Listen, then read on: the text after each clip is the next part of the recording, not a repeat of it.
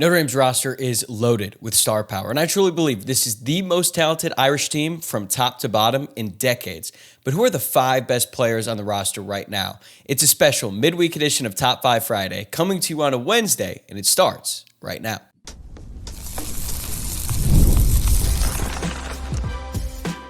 You are Locked On Irish, your daily podcast on the Notre Dame Fighting Irish.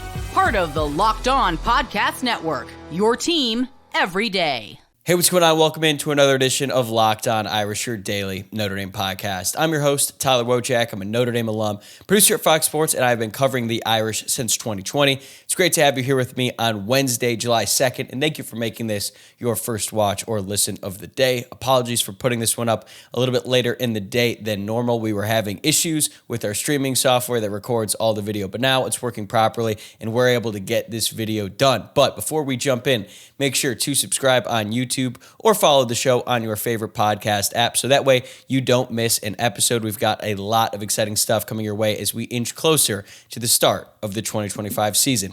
This episode is brought to you by Monarch Money. Take control of your finances with Monarch Money. Use code LOCKEDONCollege at monarchmoney.com for 50% off your first year.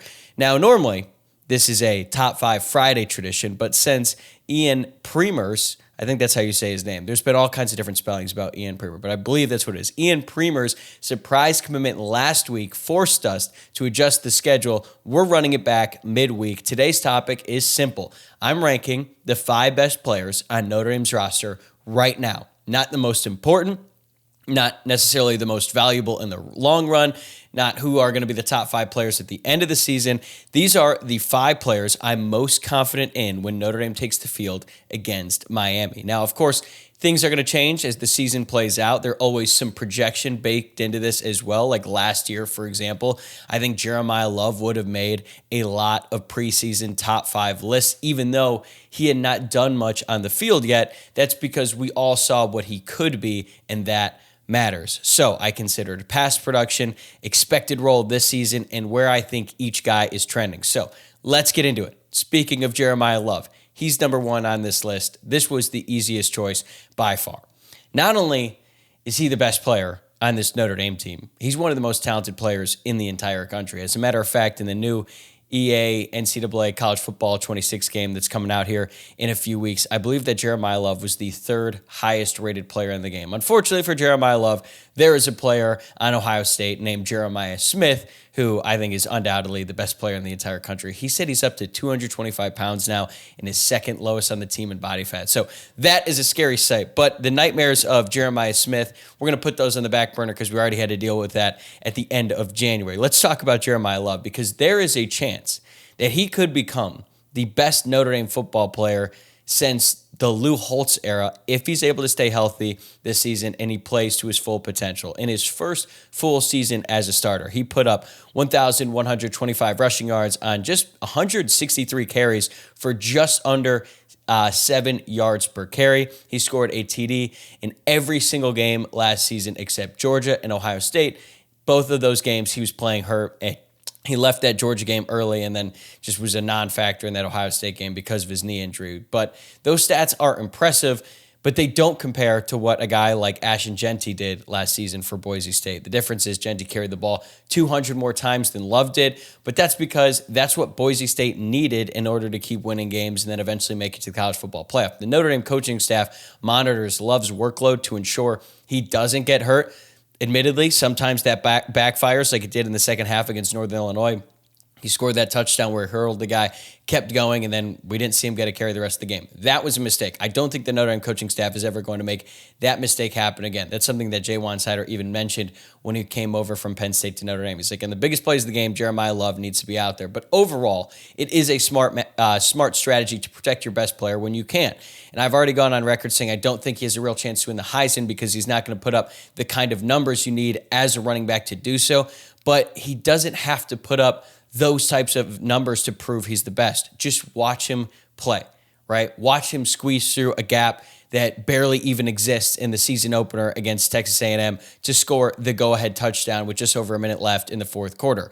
Watch him hurdle a safety in the open field against Northern Illinois and not even slow down on his way to the end zone, or when he just jumped over a guy on Army and just stuck the landing in the end zone. Then against USC, hurdled a guy, kept going, lowered his shoulder, and drilled a guy out of bounds. He did it again against Indiana and again against Penn State. At that point, I think he was just showing off. If you just watch him take it 98 yards to the house in the first college football playoff game in a home stadium, and you watch him shake off 5 Penn State defenders near the goal line to score a touchdown to give the Irish their first lead in the college football playoff semifinal. It's those type of plays that we haven't seen from a Notre Dame player in a long, long time. And it's the type of plays that Love makes look easy. I cannot wait to watch him this year. I think he can be the closest thing to Reggie Bush that we have seen since he just dominated everyone who was in front of him when he was running back for the Trojans. I think that highly of Jeremiah Love, and enjoy him while you can, Irish fans, because this is the last year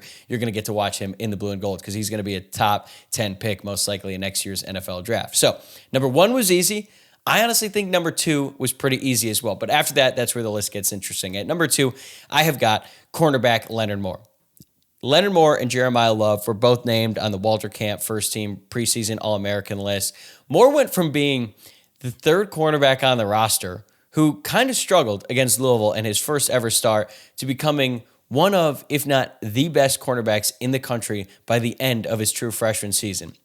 And even in that Louisville game, he was playing out of position because he had trained to be Benjamin Morrison's backup as the boundary corner, but then Christian Gray got hurt, and then Moore had to come in and start for Gray in that game against Louisville. And rather than play Jaden Mickey, who was older than Leonard Moore, who has experience playing the field corner position, the Notre Dame coaching staff felt more comfortable putting Moore out there out of position and let him go against a wide receiver on Louisville, who was just unbelievable in that game when there was a lot of questions of whether or not he would even play.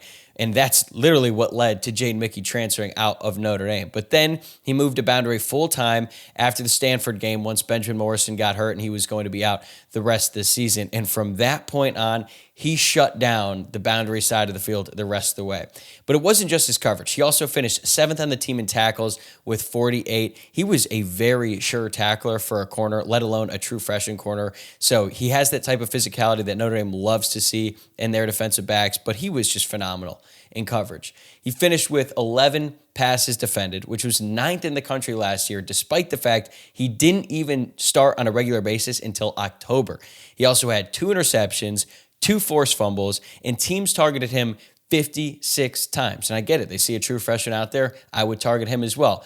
But he only allowed 26 completions for a 46.4 completion percentage, and he allowed a total of 293 receiving yards on the season, but 29% of those receiving yards, just over, I think it was like 84, came on 2 plays against Louisville. So you take out those 2 plays, again, out of position in that game, wide receiver made great plays, and from that point on, he was dominant. Benjamin Morrison had more interceptions than Moore did as a true freshman, but other than that, their stats for their freshman season are pretty much on par with one another. Morrison famously said during fall camp last season that Leonard Moore was going to be a better player than he was at Notre Dame. At the time, it felt silly. It felt like nonsense. It felt like a veteran guy trying to hype up the young guy. But if Leonard Moore can stay healthy these next few years, I believe that will be true. All right, 2 trench warriors coming up next. One who could become the most dominant interior lineman in college football, and another who will be Notre Dame's breakout pass rusher in 2025. Today's episode is brought to you by Monarch Money. Ever wish managing your money felt easier? With Monarch Money, it can. Whether you're growing your savings or planning a big purchase, Monarch puts you in the driver's seat. It's like having your own personal CFO giving you full visibility and control over your finances. Monarch Money is more than a budgeting app. It is a complete financial command center. You could track all your accounts, investments, and spending in one place. So in addition to managing your money, you're also building wealth. It's so much easier to stay on top of your finances when your accounts and spending are in one place, and that's exactly what you get with Monarch Money. Not only does it help you plan your long-term goals, but I have found it very helpful in managing my day-to-day responsibilities. So take control of your finances with Monarch Money. Use code LOCKEDONCollege at monarchmoney.com for 50% off your first year. That's monarchmoney.com, code LOCKED ONCOLLEGE for half off your first year. All right, so picking 1 and 2 was pretty easy, right? Jeremiah Love and Leonard Moore are stars in college football. They were very productive last season. But then after that, once you get through 1 and 2, the list gets really interesting. And I crowdsourced this a little bit. I heard a lot of different answers. But for me, I have right guard Charles Jagasaw at number 3. And there is some projection baked into the rest of these as well. The first time that we realized that Charles Jagasaw could be special was when he was tasked with replacing Joe Alt in the Sun Bowl at the end of the 2023 season. It was Jagasaw's true freshman season, and he did not play at all that year except for a couple snaps at guard against Stanford in the regular season finale in a blowout game. He had offseason surgery before his freshman season, so he showed up to camp a little bit out of shape, and even though he was the highest rated recruit in the class for Notre Dame that cycle, it was going to take him some time to basically recover from that surgery and then get into college football shape and then deal with the learning curve that every freshman has to deal with, especially a freshman offensive lineman. So he got on campus, and you really didn't hear about him much throughout the season until the regular season ended and Joe Alt decided to opt out of the bowl game. At that point, no one was really sure who was going to start at left tackle. Tosh Baker seemed like the next best choice because he was his senior, because he was the backup to all season. But then Jagasaw ended up taking all of the first team reps in the lead up to the Sun Bowl, and then he played pretty well in that game. He did give up 1 sack, but other than that, I was really impressed with what he did. First start in college at left tackle. And, like I said, he was also playing some guard during that season as well. So I thought, wow, that was really impressive. And going into 2024, going into last season, he was the clear favorite to start at left tackle going into the year. But a torn pec during fall camp sidelined him for the entire regular season. And that was a big loss because going into last year, you could already hear the coaching staff rave about him and how even though there was all kinds of questions about the offensive line at the time, the one surefire thing you could expect was Charles Jagasaw to play at left tackle. And then once he got hurt, then there was all kinds of controversy like, is it going to be Tosh Baker? That's what Joe Rudolph said. And then it ended up being true freshman Anthony Knapp. But we did not see Charles Jagasaw again until the college football playoff semifinal game against Penn State, and it was yet another reminder that he was truly special because up until that point, he had played in one competitive college football game in his career. I'm not counting that Stanford game because it was garbage time. The game was over. And in this game, he was thrust into the action to replace Rocco Spindler at guard,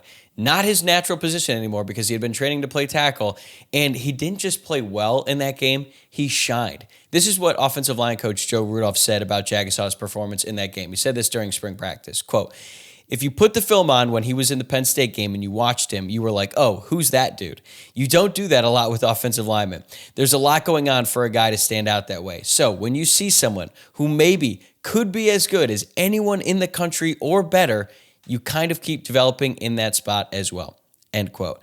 He was talking about playing Charles Jagasaw at guard because even though they liked him at left tackle before, the way he played in that game was so impressive. They were like, maybe we just need to keep him there. So Jagasaw, who was not even in football shape and playing out of position, looked like he could be the best guard in the country going up against a defensive line that until that point had been dominating Notre Dame's offensive line. Like Notre Dame could not get anything going on offense in the first half because Abdul Carter and that talented Penn State defense was just dominating the line of scrimmage. But then once Charles Jagasaw came into that game, he settled things down and they got things going in the second half, which is the main reason why they were able to come back and win that game. But that is why Notre Dame moved him to right guard permanently. And also they have a great option at left tackle with Anthony Knapp, who started 15 games last season. So that is why I have Charles Jagasaw on this list. If he can stay healthy, he has a chance to be the best interior lineman on this team and could be the very best in the country.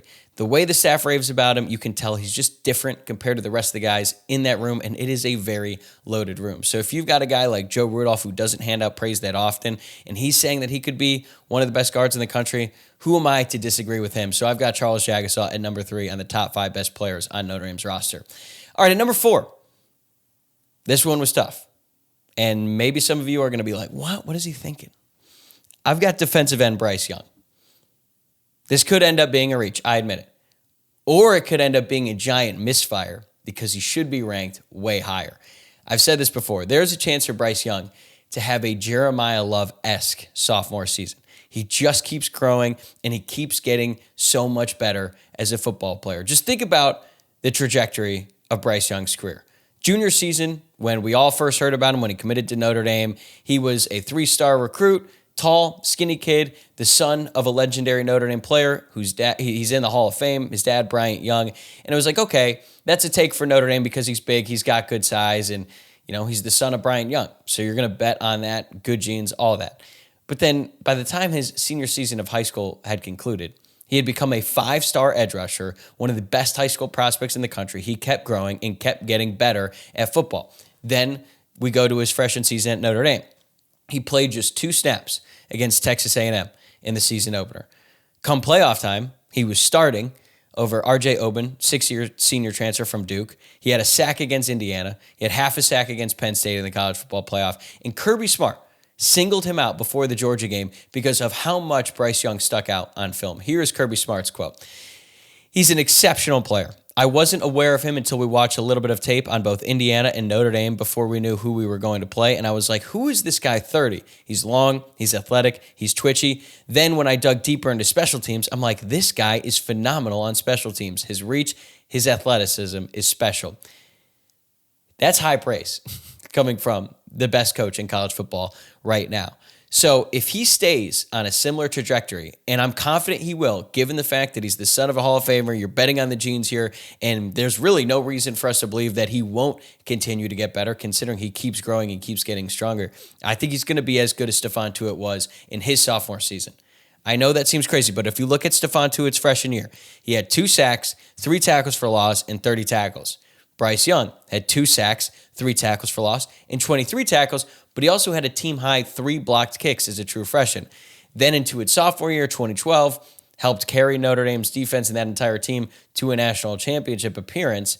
He had 12 sacks, a Notre Dame single-season record, 13 tackles for loss, 47 tackles, 3 forced fumbles, 1 fumble recovery for a touchdown. That very famous play against Navy where you got this 6'6", 310-pound dude running what looked like a 4.5 40 down the sideline for a touchdown against Navy in the season opener.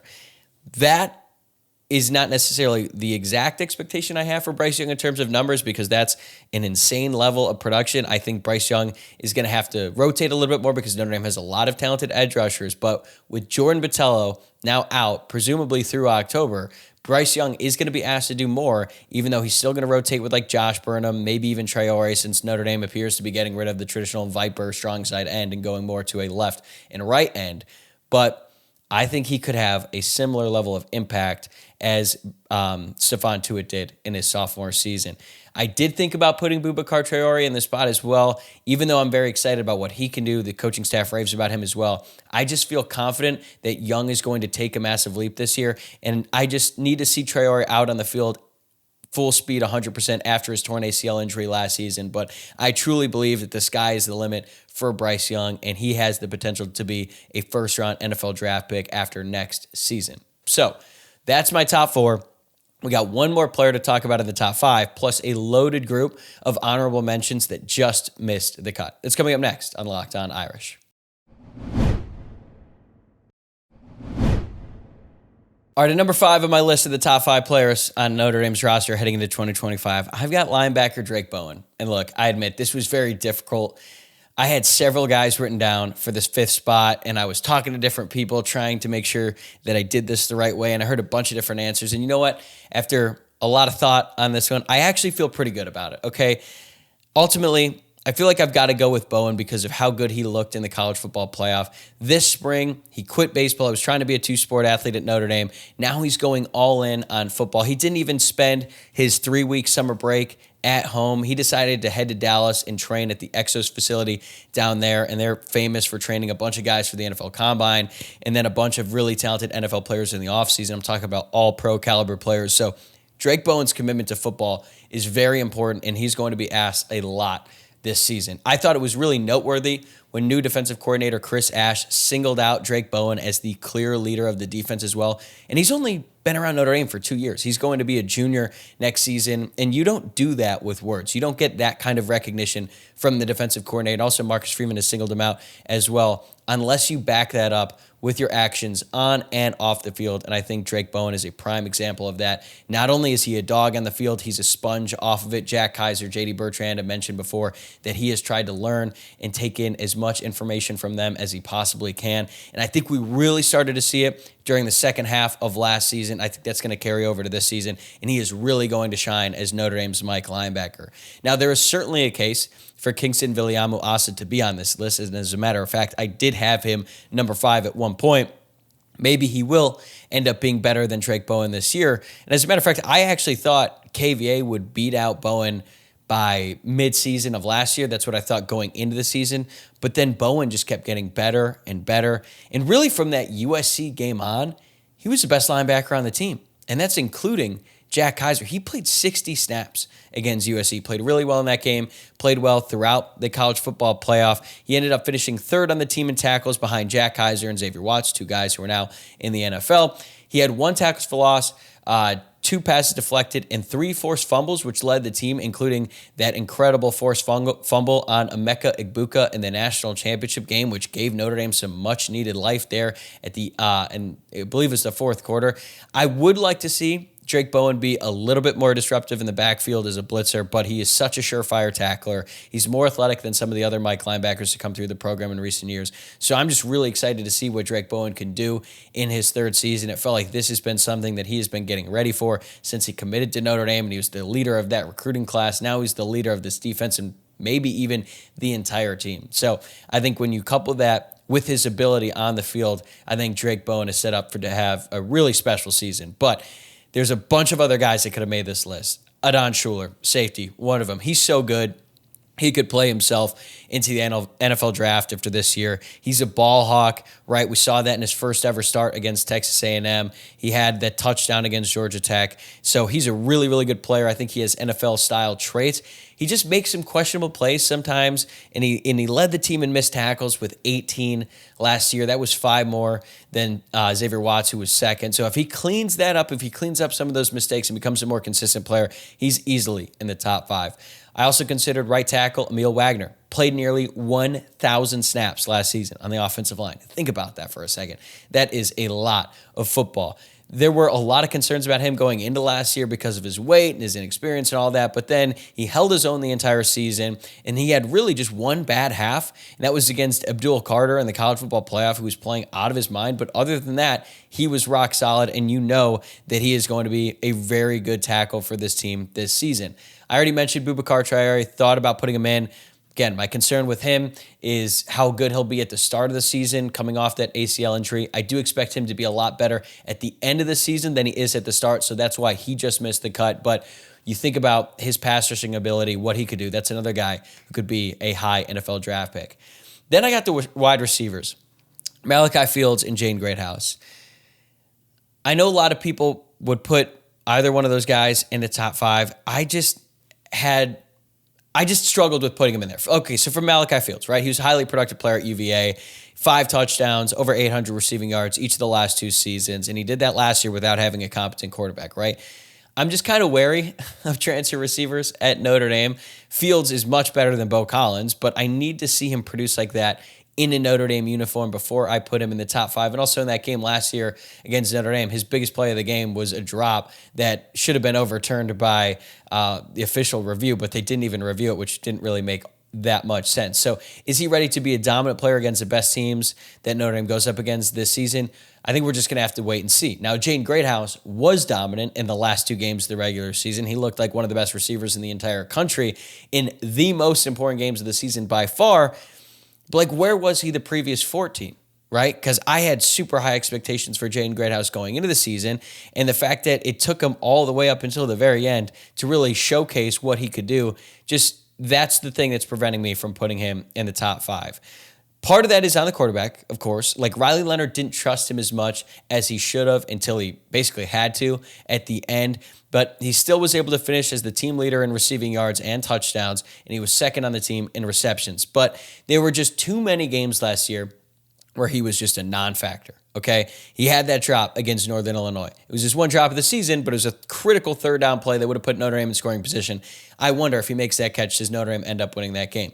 He had 1 catch against Miami, Ohio, Stanford, Virginia, Army, USC, and IU.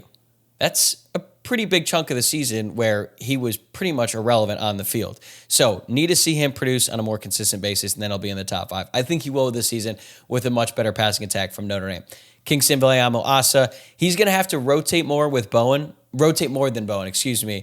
He's going to rotate with Jalen Sneed and maybe even Jaden Osbury at the will position, but this could end up looking foolish because I think KVA is awesome, and he could end up being a top 5 player on this team and one of the best linebackers in the country because he has just that kind of natural ability.